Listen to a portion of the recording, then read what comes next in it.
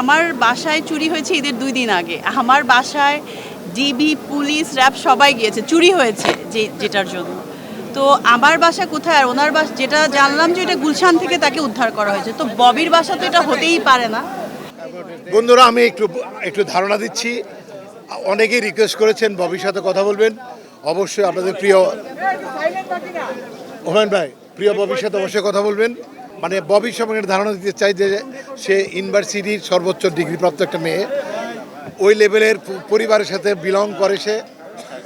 তার মা এখন ডায়াবেটিস, এই 3 দিন যাবত তার ডায়াবেটিস 39।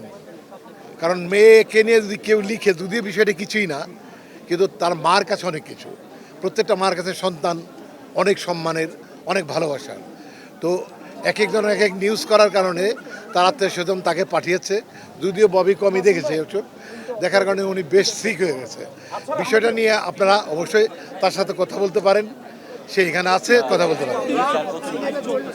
আমার মনে হয় না কখনো এটা নিয়ে কথা বলা উচিত হবে, কারণ এত ইস্যুগুলো আসে। আমি যদি কথা বলি তখন মনে হবে এটা ইম্পর্টেন্ট কিছু, বা এটা আমি ডিফেন্ড করছি এরকম ফিল হবে। বাট এখন 2-3 দিন ধরে যা দেখছি এটা খুবই কি বলবো, এটা খুবই দুঃখের, কষ্টের এবং খুবই ইরিটেটিং, যেটা টোটালি ইউজলেস একটা নিউজ। বউ সিনেমার ডিরেক্টর আছে, হিরো আছে, আমি হিরোইন আছি। তো উনি বউ সিনেমার আংশিক প্রডিউসার, ওই হিসেবে ওনার সঙ্গে আমাদের একটা পরিচয়। এবং ওই যে গ্রুপের নাম বলেছে ওইটার আমি কিছু প্রমোশন করেছি, আমিও আগে করেছি। সো ওইটাকে ভিত্তি করে, এবং আমার বাসায় চুরি হয়েছে ঈদের 2 দিন আগে। আমার বাসায় ডিবি, পুলিশ, র্যাব সবাই গিয়েছে। চুরি হয়েছে যেটার জন্য। তো আমার বাসা কোথায় আর ওনার বাসা যেটা জানলাম যে এটা গুলশান থেকে তাকে উদ্ধার করা হয়েছে। তো ববির বাসা তো এটা হতেই পারে না।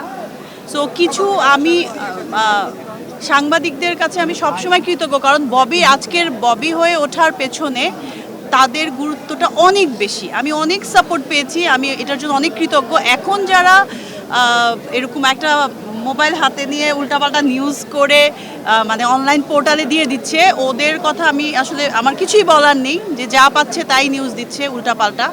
সো যেই নিউজের কোনো ভিত্তি থাকে না সেটা দেওয়া কিন্তু অনেক বড় আইনগত এবং সামাজিকভাবে সবভাবেই কিন্তু এটা ইললিগেল, অনৈতিক।